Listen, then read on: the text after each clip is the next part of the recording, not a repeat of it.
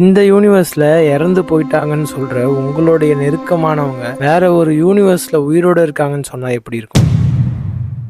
நான் சொல்லல கைஸ், இந்த தியரி சொல்லுது.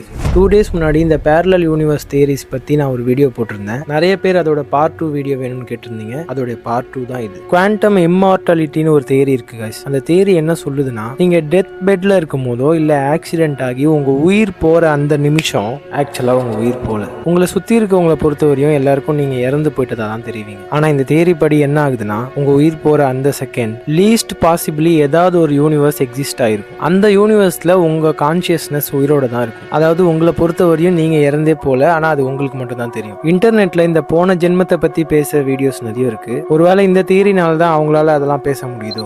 அடுத்து நான் சொல்ல போறது சிமுலேஷன் மல்டிவர்ஸ் தியரி கைஸ். பேர்லயே உங்களுக்கு தெரிஞ்சிருக்கும், சிமுலேஷன்.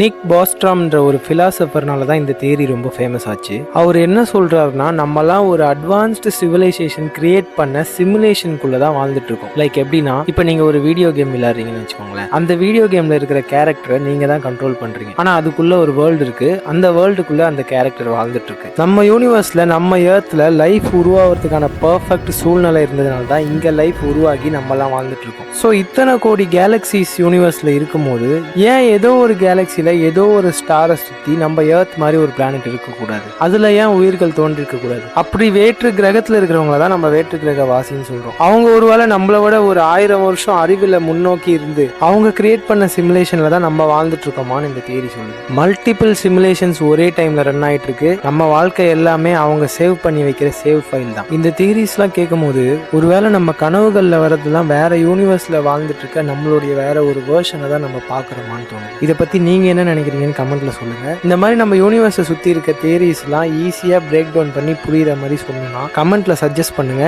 அந்த டாபிக் நான் கண்டிப்பா பேசுறேன். ஏன்னா நீங்க ஃபாலோ பண்ணனா என் வீடியோ நீங்க பாக்குறதுக்கு தான் கடைசியா இருக்கும். இந்த ஸ்டூடியோ அப்கிரேட்லாம் உங்களுக்காக தான் கைஸ் பண்ணியிருக்கேன். ஸோ ஒரு ஃபாலோ தட்டி விட்டு போங்க.